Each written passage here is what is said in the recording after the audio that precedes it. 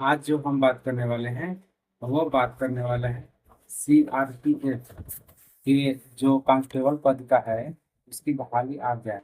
उसके बारे में आपको ये पूरी जानकारी देंगे।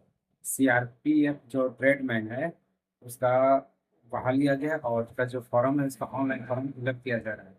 तो आप ये समझिए कि इनका जो डेट है ऑनलाइन फॉर्म का भरने का लास्ट डेट वो 19 मई 2024 है। कितना है? 19 मई 2024 है। और इसका जो शुल्क है वो समझिएगा जनरल, ओबीसी और EWS, यानी जो जनरल लोग हैं और ओबीसी लोग हैं और EWS में जिनका 10% का छूट मिलता है उन लोग की 100 फीस है। बाकी जितने भी लोग हैं, बाकी ऑल कैटेगरी जितने भी लोग हैं उन लोग के लिए 0 फी है। यानी जनरल, ओबीसी और EWS के लिए 100 रुपया और बाकी जितने भी ऑल कैटेगरी के लोग हैं उनका 0 रुपया फीस है। ये इनका भरने का जो लास्ट डेट है ये 19 मई है। हम आपको बताते हैं इसमें कैसे एग्जाम का पैटर्न क्या रहेगा, इसकी जानकारी देंगे।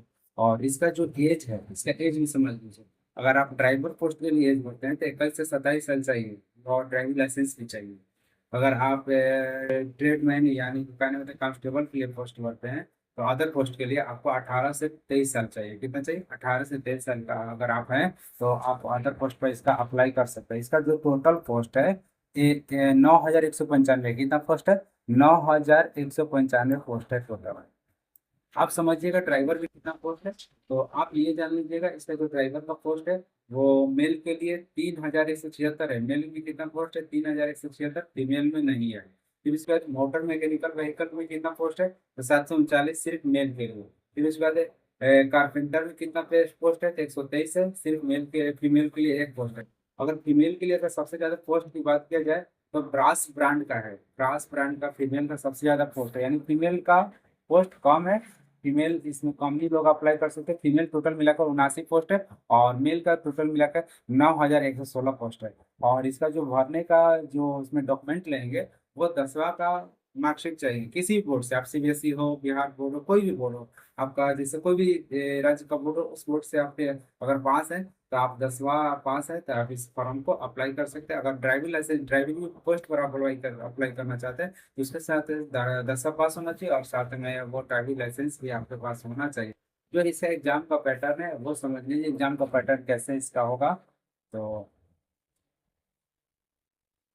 सबसे पहले आप ये समझ लीजिए एग्जाम में जैसे होगा तो सबसे पहले इसमें रनिंग भी होगा, फिर से हाइट वगैरह जो होता है। और ये कहने का मतलब है कि जिसका हाइट 170 होगा वही लोग भरेंगे। जो जिसका हाइट 170 यानी कहा जाए तो 6 फीट का जो व्यक्ति होगा वो भरेगा। और जो ST में होगा 162 जिसका सेंटीमीटर होगा वो भरेंगे।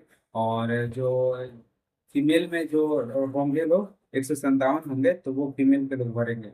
और जिसका चेस्ट 80 से 85 सेंटीमीटर होगा उसका होना चाहिए। और 76 से 81 जिसका है उसका होना चाहिए। ये CBT एग्जाम में होता है। फिर इसके बाद इसका दूसरा होगा PET और जिसको PST के नाम से भी जानते हैं।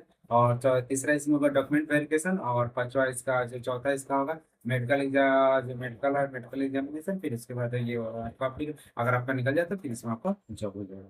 अगर आपको ये वीडियो अच्छा लगा तो मेरे चैनल को सब्सक्राइब करिएगा, लाइक करिएगा, दोस्तों को शेयर जरूर करिएगा। और मेरे फेसबुक पेज पर देख रहे हैं तो इसको फॉलो जरूर करिए। तब तक के लिए जय हिंद, वंदे मातरम।